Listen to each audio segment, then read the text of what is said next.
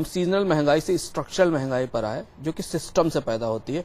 Structural महंगाई से हम इंपोर्टेड इन्फ्लेशन पे आए, जो कि दुनिया में तेल की कीमतें बढ़ने से थी, और अब हम पॉलिसी इन्फ्लेशन पर आ गए हैं।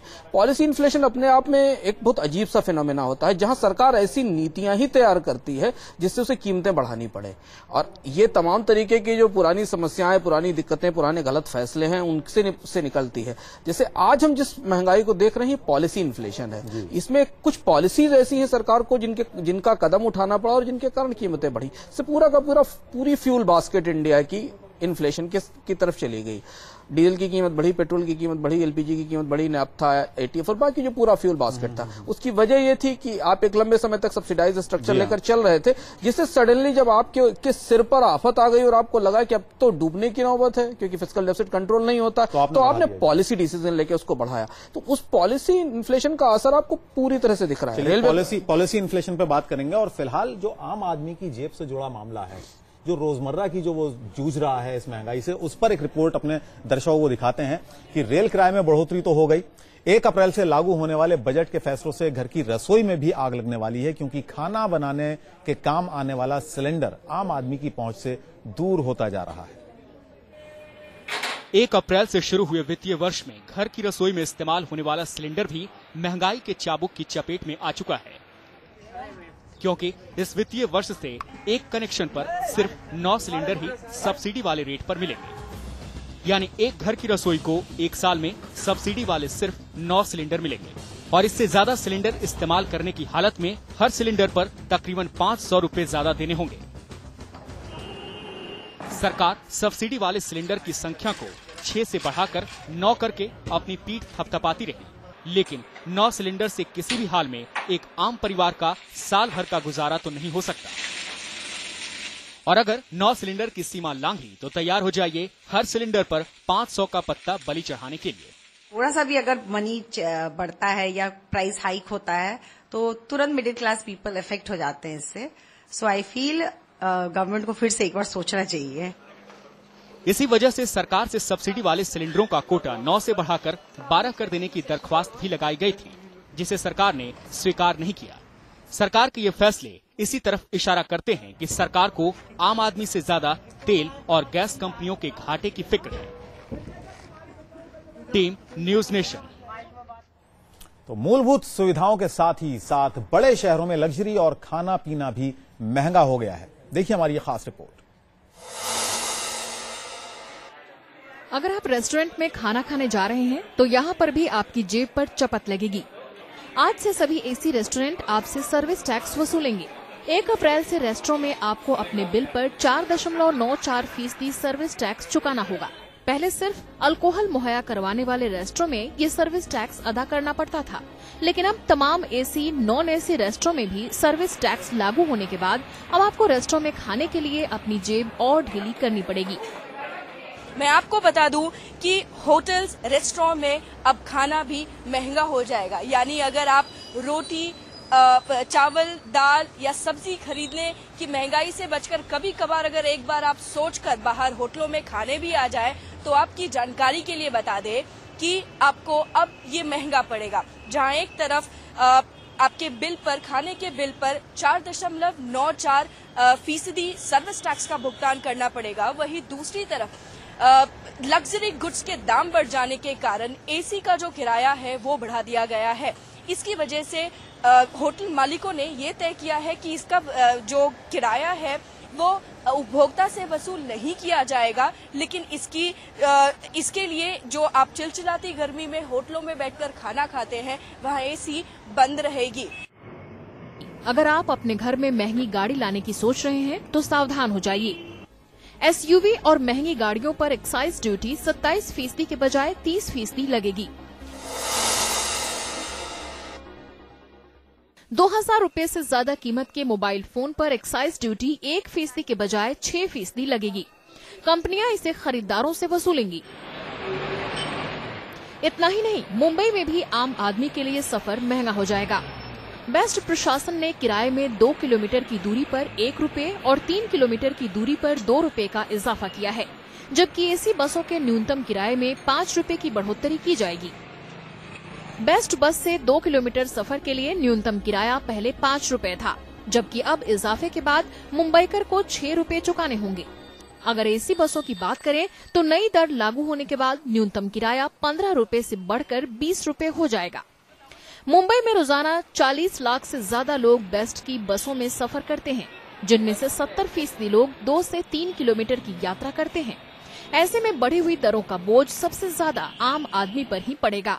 सड़क से घर तक हर चीज महंगी हो गई है। कोई सौगात नहीं, सिर्फ 2013-14 का बजट आम लोगों के लिए एक कड़वी खुराक बनकर रह गया। कैमरा पर्सन सिद्धेश के साथ विनोती मदन, प्रतिहस्त, न्यूज नेशन, मुंबई। हरिकेश जी, क्या आप मानते हैं कि ये अपने आप बढ़ने वाली महंगाई नहीं है, बल्कि ये वो महंगाई है जो सरकार की नीतियों की वजह से बढ़ती है? देखिए, सरकार की कुछ नीतियां ऐसी होती हैं जो अपरिहार्य होती हैं, उन्हें आपको करना ही पड़ता है। जैसे उदाहरण के लिए मैं आपको एक बताऊं कि अगर आपने तेल का, जहां तक सवाल है, अगर इंटरनेशनल मार्केट से उसको आप जोड़ करके देखें तो उसके साथ अगर आप आगे पीछे होते रहेंगे, उसका दाम बढ़ता घटता रहेगा, तो यहां भी दाम घटता बढ़ता रहेगा। और साथ ही बहुत सी ऐसी चीजें हैं जिस पर कि आप सब्सिडी देते हैं, लेकिन वो सब्सिडी आप धीरे धीरे कहीं कहीं कम कर रहे हैं, क्योंकि आपको किसी दूसरी जगह पर सब्सिडी देने की जरूरत पड़ रही है। अगर मान लीजिए फूड सिक्योरिटी बिल आपने पास किया और उसको लागू किया, तो जो इतना एम्बिशियस प्लान है कि उस पर करीब 1.5 लाख करोड़ रुपए की जरूरत पड़ेगी, तो वो रुपया लाने के लिए आपको कहीं कहीं से पैसा लाना पड़ेगा। तो या तो आप पॉलिसी बनाएं कि एक जगह कहीं हम सब्सिडी कम करेंगे, तब हम इस सब्सिडी को देंगे, या नेशनल एक्सचेकर से। देखिए, बजटरी सपोर्ट आप किसी चीज को कितना दे सकते हैं, आपको अपने पूरे फाइनेंशियल आप ये कंडीशन को एक तो इवेल्युएट करना पड़ेगा। एक मेरा सवाल छोटा सा है हरिकेश जी, एक सवाल मेरा छोटा सा है। आपने कहा कि बहुत कई बार ऐसा जरूरी हो जाता है कि कई चीजों की कीमत बढ़ानी पड़े और उनको बाजार के साथ इंटरनेशनल मार्केट का आपने उदाहरण दिया है। क्या इसीलिए आप ये कह रहे हैं कि तेल की कीमतों में जो तेल कंपनियों को ये छूट दे दी कि वो अपने दाम अपनी मर्जी से तय करें, इसलिए आप ये बात कह रहे हैं? जी हाँ, ये जरूरी था, कितना जरूरी था? नीतिगत बात है। नहीं, देखिए, अभी पिछले कुछ महीनों में, हमारा ख्याल 1-1.5 महीने में पेट्रोल की कीमतें कई बार घटी हैं। आज फिर घट रही है 85 पैसे जी। और जब एक बार उसमें बढ़ोतरी हुई थी इंटरनेशनल मार्केट में, तो बढ़ा करके 4 या 5 रुपए पर लीटर बढ़ा दिया गया था। तो अभी इस समय लगातार वो दाम घटता चला जा रहा है। तो कहने का मतलब यह है कि जब आप इंटरनेशनल मार्केट से जोड़ करके इस चीज को रखेंगे, तो आप बेशक कभी आपको दाम घटाना पड़ेगा, कभी बढ़ाना पड़ेगा। अगर आप ये कहें कि आप कभी इंटरनेशनल मार्केट से इसको नहीं जोड़ेंगे, तो आप पैसा ला करके देंगे कहां से?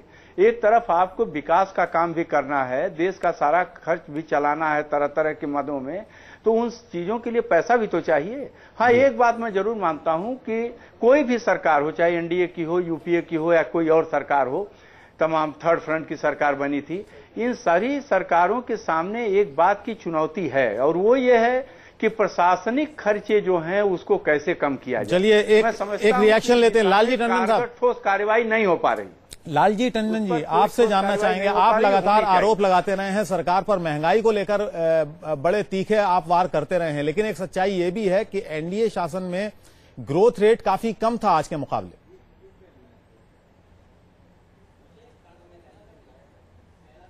देखिए, आप फिर वहीं पर आते हैं कि कहीं 1 रुपया बढ़ गया या 50 पैसे बढ़ गए, और कहीं 15 रुपए बढ़ गए, 10 रुपए बढ़ गए, 50 रुपए बढ़ गए, तो दोनों में कोई ये समानता करने की बात है। मैं ये स्वीकार करता हूं कि एक स्वाभाविक प्रक्रिया है कि एक थोड़ी बहुत महंगाई हर साल बढ़ती जाती है, वो और विकास होता रहता है, तो वो लोगों को उस कष्टदायक नहीं होती जी। लेकिन आज तो ये सारी हमारी इंडस्ट्री भी चौपट होगी इससे, महंगाई से।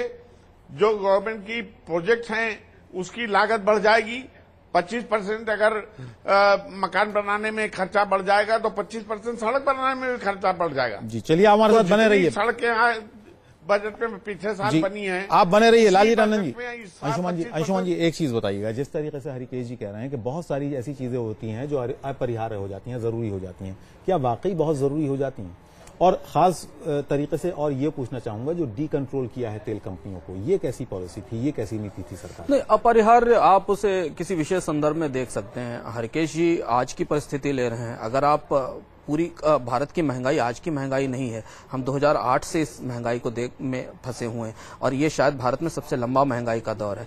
जैसा मैंने आपसे शुरुआत से कहा था कि ये महंगाई सिर्फ दालों से शुरू हुई थी और खाने के तेल की कीमतों से शुरू हुई थी और वो महंगाई यहां तक आ गई।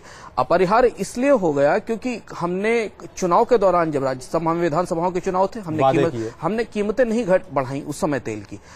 जब प्रॉब्लम यह है कि पूरी की पूरी पॉलिसी में अगर कोई ट्रांसपेरेंसी हो तो बाजार इस बात के लिए तैयार रहता है कि कीमतें बढ़ेंगी। आप सुविधा के हिसाब से जब कीमतें बढ़ाते हैं, राजनीतिक सुविधा के हिसाब से, तो पूरी की पूरी इकोनॉमी डिस्टार्ट हो जाती है, उसमें खास तरीके की असंगति आ जाती है। महत्वपूर्ण बात यह कि जैसे आज आप देख रहे हैं कि 85 पैसे पेट्रोल की कीमत कम हुई, हो सकता है डीजल की कीमत भी कम हो, लेकिन ये पास ऑन नहीं होगी कंज्यूमर को, क्योंकि हम एक ऐसी अर्थव्यवस्था में जा चुके हैं जहां पर महंगाई की एक अंतर्धारणा होती है, एक इन्फ्लेशन सेंटिमेंट होता है जो बिल्ट हो जाता है, और वो इन्फ्लेशनरी सेंटिमेंट इंडियन इकोनॉमी के गहराई तक भिद गया है। और इसलिए जब भी कभी, और एडमिनिस्ट्रेटिव और गवर्नेंस की जो वीकनेस होती है, दुनिया भर की अर्थव्यवस्थाओं में इतनी तेजी से पेट्रोल और डीजल की कीमतें ऊपर नीचे होती हैं, लेकिन वो फायदे लोगों को पास ऑन कर दिए जाते हैं। हमारी गवर्नेंस इतनी वीक है कि हम इन कीमत में कमी को पास ऑन नहीं कर सकते और नहीं करा सकते। इसलिए आप ये देखिए कि शायद दुनिया में इकलौती सरकार थी जिसने महंगाई कम करने के लिए, इसी सरकार ने महंगाई कम करने के लिए टैक्स में रियायतें दी थी, लेकिन वो रियायतें उपभोक्ताओं को ट्रांसफर नहीं की गई। उपभोक्ताओं को ट्रांसफर नहीं होती हैं और यहीं पर जो असंतोष है लोगों का वो झलक जाता है। बहुत बहुत शुक्रिया हमसे बात करने के लिए, आपका धन्यवाद। लालजी टंडन साहब, आपका भी बहुत बहुत शुक्रिया। हरिकेश जी, आपका भी बहुत बहुत धन्यवाद हमसे बात करने के लिए। थोड़ी देर के लिए रुक रहे हैं और जब लौटेंगे तो बात करेंगे अरविंद केजरीवाल की। आज अरविंद केजरीवाल के समर्थकों ने धावा बोला शीला दीक्षित के घर, उसके बाद क्या हुआ बताएंगे, थोड़ी ही देर में लौटते हैं।